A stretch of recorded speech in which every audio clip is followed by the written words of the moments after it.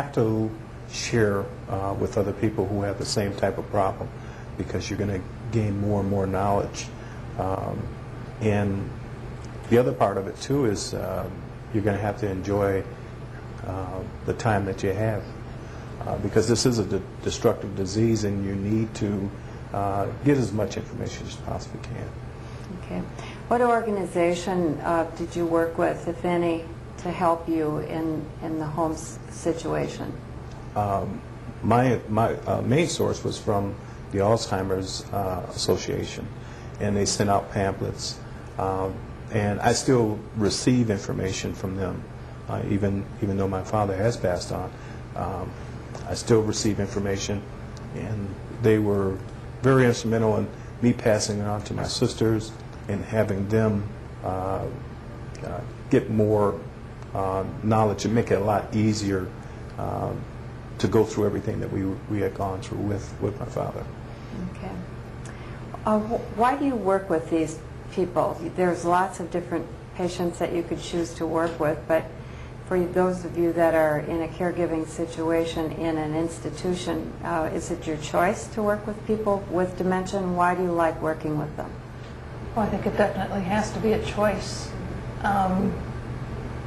You have to want to care for people with dementia. My theory is if you really don't care for these people, then you probably should get out of the business, because I think they can feel if you're not really caring with them or just putting on an act. I mean, these people can tell when you do care about them. You just need to have a caring heart and a caring spirit, and they can feel that. A lot of times they do show you love, and they do. We have a little lady that, I love you a lot, and you love you, I love you right back.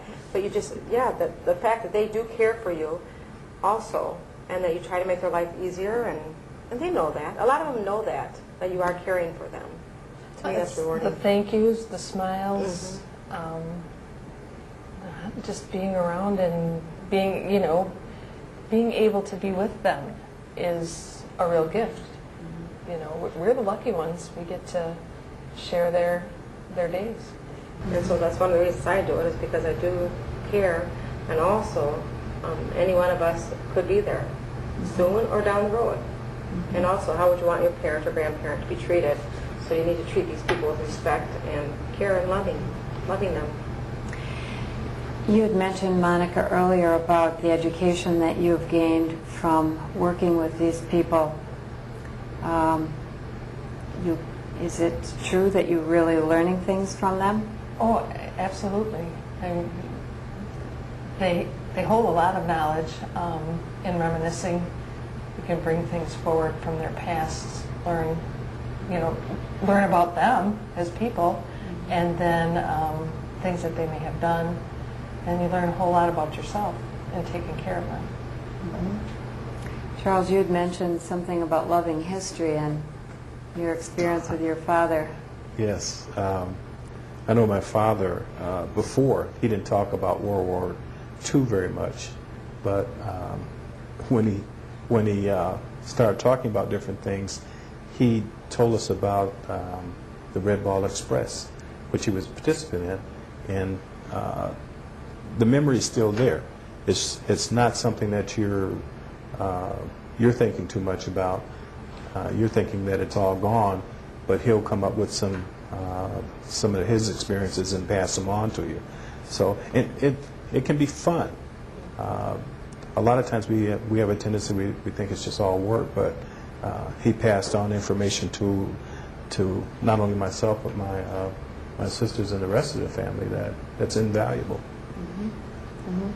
What do you do if somebody seems to be stuck in a different period of time?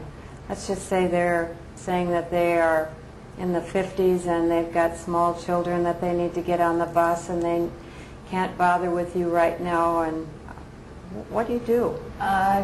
Get into their moment and say, well, let me help you. Let me help you get ready, and then together we could take care of the children, make sure that they get on their way.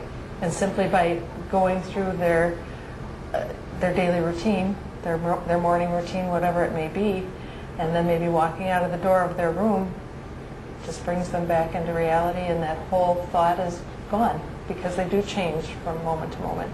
And we should never tell them they're wrong, that this isn't happening. You know, your children are grown up. Don't ever correct them on things like that. Just go along with it, as long as they're not in danger. So trying to get your point across, arguing? No, Doesn't never work? argue. Does not work. Arguing will never, it'll never work. Or even trying to get them to understand sometimes it won't work because they're not a lot of times on the same level. There are special characteristics, I'm sure, for dealing with these individuals. I'm wondering what you consider would be some of those characteristics. You need to be loving, patient, caring. You need just really to care about these people and have respect for them. Even though even mentality may be lower than yours, they're still older and they have earned respect and deserve it. So you always should show them respect and love and care. And their emotions, too, are so real. I mean, if they're distraught over something that to you seems so irrelevant, they truly are distraught over it. You know, we are not one to judge that at all. Finally, I'd like you to share with the folks watching this what advice you could give them as they start this new profession. How best to deal with these folks with dementia? I think that you have to remember that they are people, and they're people with a past and with memories and with feelings, and you just have to be aware of all of that and care for them like you would care for one of your loved ones. Yes. Never put them down for anything that they're doing or have done. Do you think that everybody is able to learn to deal with patients with dementia? Oh no, I think you have to be a caring person. Okay. Yes, definitely. You have to love these people. Okay. And you've got to take it beyond just the occasional care. I mean, you have to really want to make sure everything is working well for them.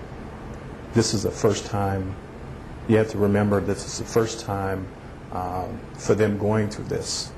And it's the first time for you and the first time for them. So if you keep that in mind, you're going to be in a lot better position to help them and help yourself. So you're learning together. Exactly. Well, thank you very much, all three of you, for sharing your thoughts today. Thank you. Thank you. Privilege.